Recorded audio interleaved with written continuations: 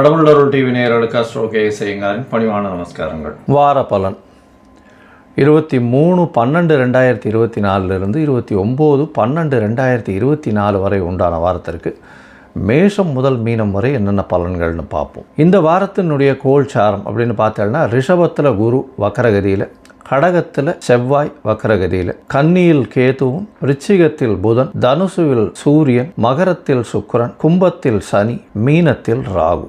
இந்த வாரத்தில் பார்த்தோம்னா அதிவேகமாக செல்லக்கூடிய கிரகமான சந்திரன் உத்திர நட்சத்திரம் கன்னியா ராசியிலிருந்து, அதாவது 2வது பாதத்திலிருந்து மூல நட்சத்திரம் முதல் பாதம், அதாவது தனுசு ராசி வரலும் போகிறார். இந்த வாரத்தில் பார்த்தடையானால் 4 ராசிகள், அதாவது கன்னி, துலாம், விருச்சிகம், தனுசு 4 ராசிகள் போகிறார். இந்த வாரத்தில் வரக்கூடிய விசேஷ நாட்கள் என்னென்ன அப்படின்னு பார்க்கும்பொழுது 23/12/2024 அன்னைக்கு அஷ்டகா அன்வஷ்டகான்னு போட்டிருக்கும். அதாவது பொதுவாக ஒரு வருஷத்திற்கு 96 நாட்கள் தர்ப்பணம் செய்ய வேண்டிய நாட்கள் பித்திருக்களுக்கு உண்டானது. இதில் பார்த்தடையானால் அஷ்டகா அன்வஷ்டகா அப்படின்றது மார்கழி மாதத்தில் வரக்கூடிய கிருஷ்ணபக்ஷ சப்தமி, அஷ்டமி, நவமி இந்த 3 நாட்களும் தர்ப்பணம் பண்ணணும். அந்த மாதிரி மார்கழி, தை, மாசி, பங்குனி இந்த 4 மாதங்களும் 3 நாள் 12 நாள் பண்ண வேண்டிய கட்டாயம். இது ரொம்பவும் விசேஷமானது, மிகவும் முக்கியமானதும் கூட. உங்களுடைய அருகில் இருக்கக்கூடிய சம்பிரதாயத்தை பேஸ் பண்ணி இருக்கக்கூடிய வாத்தியார்களை கேட்டு தெரிஞ்சுக்கோங்க. ஏகாதசி எண்ணிக்கை அப்படின்னா 26ஆம் தேதி அன்னைக்கு ஏகாதசி வருது. வைணவர்களுக்கு மிகவும் பெரிய ஏற்றமான காலம் இது. ஏகாதசி தேய்பிரையில் வருது. அதுக்கப்புறம் வளர்பிரையில் வரக்கூடிய ஏகாதசியில் பார்த்தேடையானால் அது வைகுண்ட ஏகாதசி. இது தேய்பிரையில் வரக்கூடிய ஏகாதசி. இதற்கு அடுத்த ஏகாதசி வைகுண்ட ஏகாதசி. இந்த ஏகாதசி அன்னைக்கே சுவாதி நட்சத்திரம். சுவாதி நட்சத்திரம்னு சொல்லக்கூடியது ராகுவினுடைய நட்சத்திரம், அதுவும் நரசிம்ம பெருமானுடைய நட்சத்திரம். அதாவது ராகுவினுடைய நட்சத்திரம் அப்படின்னு சொன்னாலே திருவாதிரை, சுவாதி, சதயம் இந்த 3 நட்சத்திரம் ரொம்பவும் விசேஷமானது. திருவாதிரை சிவனுக்கு ரொம்பவும் விசேஷம். ஆதிரை, அதாவது திரு என்ற அடைமொழி கொண்டது 2 நட்சத்திரம். ஒன்று திருவோணம், இன்னொன்று திரு ஆதிரை. இந்த 2 நட்சத்திரமுமே மிகவும் விசேஷம்.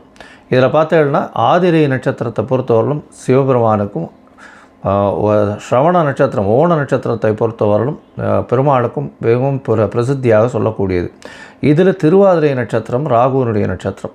அதே மாதிரி சுவாதி நட்சத்திரம் நரசிம்ம பெருமாள் நட்சத்திரம், லக்ஷ்மி நரசிம்மனுடைய நட்சத்திரம்.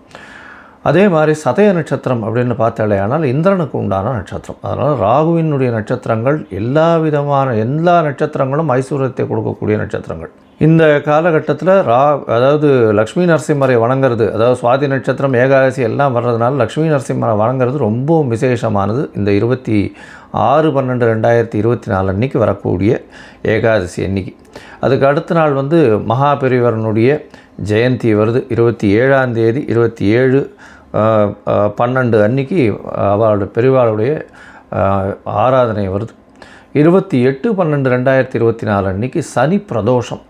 சனி பிரதோஷம் ரொம்பவும் விசேஷம். உங்களுடைய கடன் தீர்க்கும், அதுவும் தேய்பிரையில் வேறு வருது, கடன் தீர்க்கக்கூடிய நாளாக வச்சுக்கணும்.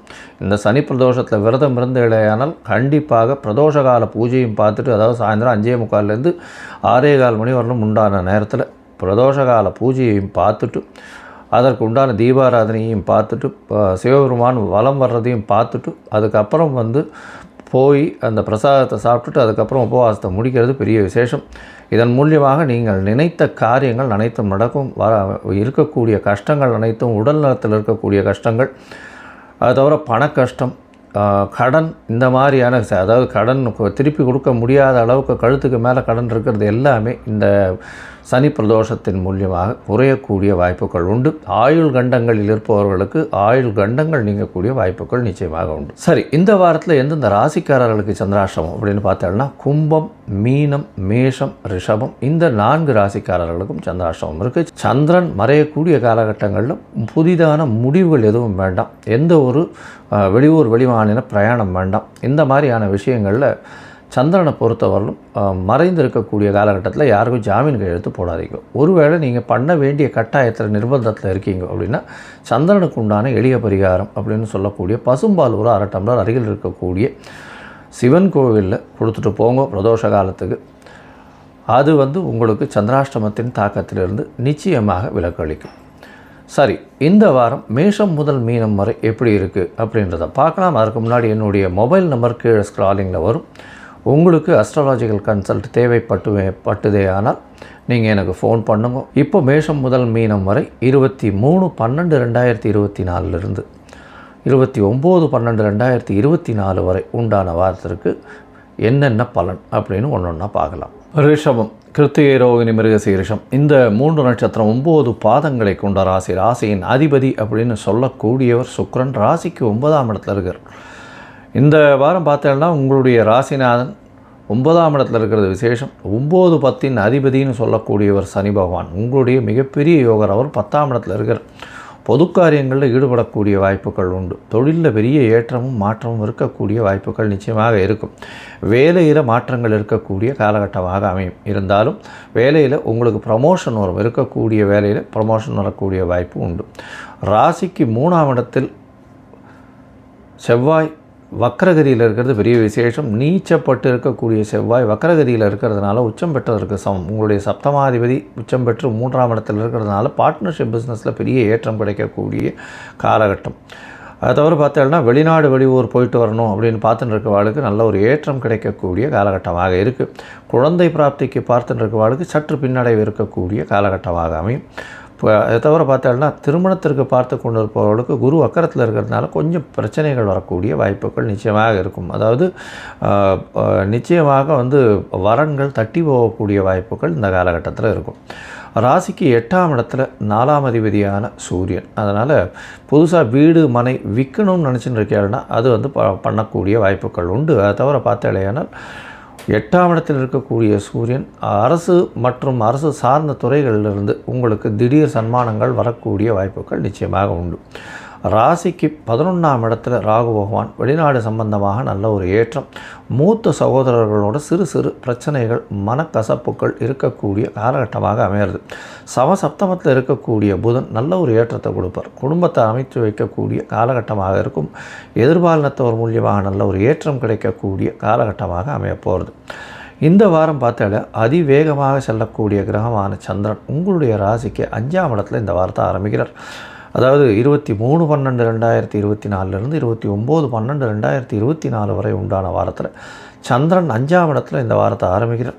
23ஆம் தேதியிலிருந்து 25ஆம் தேதி அதிகாலை ஒரு 2:30 மணி வரலும் இருக்கக்கூடிய சந்திரன் கேதுவோட சம்பந்தத்தில் இருக்கார். இதன் மூலியமாக பார்த்தாலேயானால் வக்கர குருவின் பார்வையும் இருக்கிறதுனால சிறு சிறு தொல்லைகள் வரக்கூடிய வாய்ப்புகள் நிச்சயமாக உண்டு. உங்களுக்கு பதவி புகழ் அந்தஸ்து கௌரவம் வரக்கூடிய வாய்ப்புகள் நிச்சயமாக இருக்கும். அதை தவிர பார்த்தாலேயானால் உங்களுடைய ராசிக்கு படிக்கக்கூடிய குழந்தைகள் சற்று பின்னடைவை ஏற்படுத்தக்கூடிய வாய்ப்புகள் நிச்சயமாக இருக்கும். படிக்கக்கூடிய குழந்தைகளுக்கு கொஞ்சம் பின்னடைவு இருக்கும். ராசிக்கு 5ஆம் இடத்துலேருந்து 6ஆம் இடத்துக்கு சந்திரன் போகிறார். சந்திரன் 6ஆம் இடத்துல 25ஆம் தேதி காலையிலிருந்து 27ஆம் தேதி காலை ஒரு 12:30 மணி வரலும் இருக்கக்கூடிய காலகட்டமாக அமைகிறது. 27ஆம் தேதி காலை 12:30 மணி வரலும் சந்திரன் இருக்கார். 3ஆம் அதிபதி 6ஆம் இடத்துல இருக்கிறது விசேஷம். ஏன்னா ஒரு மறைந்த ஸ்தானாதிபதி இன்னொரு மறைவு ஸ்தானத்திற்கு போய் இருக்கிறதன் மூலியமாக நல்ல ஒரு ஏற்றம் கிடைக்கும். புதுசாக ஒரு தொழில் அமையக்கூடிய வாய்ப்பும் வேலையில் மாற்றம் வரக்கூடிய வாய்ப்பும் நிச்சயமாக உண்டு. வேலையில் பார்த்திங்கன்னா உங்களுக்கு சிறந்த ஏற்றம் இருக்கக்கூடிய காலகட்டம். அதை தவிர பார்த்தாலேயானால் வேலையில் எல்லா விதமான டார்கெட்டையும் முடிக்கக்கூடிய காலகட்டமாக இருக்கும். இந்த வாரம் பார்த்தோம்னா இந்த கலைத்துறையில் இருக்கிறவாளுக்கு பெரிய யோகத்தை கொடுக்கக்கூடிய வாரமாக அமைய போகிறது. அதை தவிர பார்த்தாலேயானால் வெள்ளை ஆடைகள் கார்மெண்ட் இண்டஸ்ட்ரியில் இருக்கிறவா, அதை தவிர பால் பதனிடும் தொழிலில் இருக்கிறவாளுகள்லாம் பெரிய ஏற்றங்களும் மாற்றங்களும் இருக்கக்கூடிய காலகட்டமாக அமைகிறது. உங்களுடைய ராசிக்கு பார்த்தாலேயானால் 7ஆம் இடத்துக்கு சந்திரன் போகிறார். புதனோடு சேர்ந்து இருக்கக்கூடிய காலகட்டம். 3ஆம் அதிபதி 7ஆம் இடத்துல பரிவர்த்தனை அடைஞ்சு போகக்கூடிய காலகட்டமாக அமைகிறது. ஏன்னா 3ஆம் அதிபதி 7ஆம் இடத்துல 7ஆம் அதிபதி 3ஆம் இடத்துல பரிவர்த்தனை அடையிறது ரொம்பவும் விசேஷம். இதன் மூலியமாக பார்த்தாலேயானால் எதிர்பாலினத்தவர் மூலியமாக திடீர் ஏற்றம் கிடைக்கக்கூடிய காலகட்டம். அதை தவிர பார்ட்னர்ஷிப் பிஸ்னஸில் பெரிய மாற்றங்கள் வரக்கூடிய வாய்ப்புகள் நிச்சயமாக உண்டு. எதிர்பாலினத்தவர் மூலியமாகவும் நண்பர்கள் மூலியமாக நல்ல ஒரு ஏற்றம் கிடைக்கக்கூடிய காலகட்டம். எல்லா விதமான முயற்சிகளும் வெற்றி பெறக்கூடிய காலகட்டமாக அமைகிறது. இது 29ஆம் தேதி ராத்திரி ஒரு 11:30 மணி வரலும் இருக்கக்கூடிய காலகட்டம். அதற்கு பிறகு சந்திரன் உங்களுடைய ராசிக்கு 8ஆம் இடத்துல போகிறார். சந்திராஷ்டம காலமாக இருக்குது. 1ஆம் தேதி காலை ஒரு 5:30 மணி வரலும் இருக்கக்கூடிய காலகட்டமாக, அதாவது 7 மணி வரலும் 1ஆம் தேதி அன்றைக்கி 1/1/2025 7 மணி வரலும் சந்திரன் வந்து உங்களுடைய ராசிக்கு 8ஆம் இடத்துல இருக்கார். யாருக்கும் ஜாமீன் கையெழுத்து போடாதீங்க. சந்திராஷ்டம காலமாக இருக்குது. புது முயற்சிகள் வேண்டாம். வெளியூர் வெளிமாநில பிரயாணம் வேண்டாம்னு சொல்கிறோம். ஒருவேளை செய்ய வேண்டிய கட்டாயம் இருந்தது. ஏனால் சந்திர பகவானுக்கு உண்டான எளிய பரிகாரம் நாங்கள் சொன்னது மாதிரி செஞ்சுட்டு போகிறதன் மூலியமாக சந்திராஷ்டமத்தின் தாக்கம் குறையும். இந்த வாரம் நீங்கள் அருகில் இருக்கக்கூடிய நரசிம்ம பெருமாளை போய் சேவிச்சுட்டு வாங்க. ஏன்னா சுவாதி நட்சத்திரம் வேறு வருது. நரசிம்மரை போய் சேவிச்சுட்டு வாங்க. உங்களுக்கு எல்லா விதமான எதிர்ப்புகளிலிருந்தும் வெற்றி வரக்கூடிய வாய்ப்புகள் நிச்சயமாக உண்டு. கடவுள் அருள் டிவியை பார்த்தமைக்க நன்றிகள். மேலும் இது போன்ற தகவல்களை தெரிந்து கொள்ள கடவுள் அருள் டிவியை சப்ஸ்கிரைப் செய்யுங்கள். மறக்காமல் பெல் ஐக்கானை கிளிக் செய்யுங்கள்.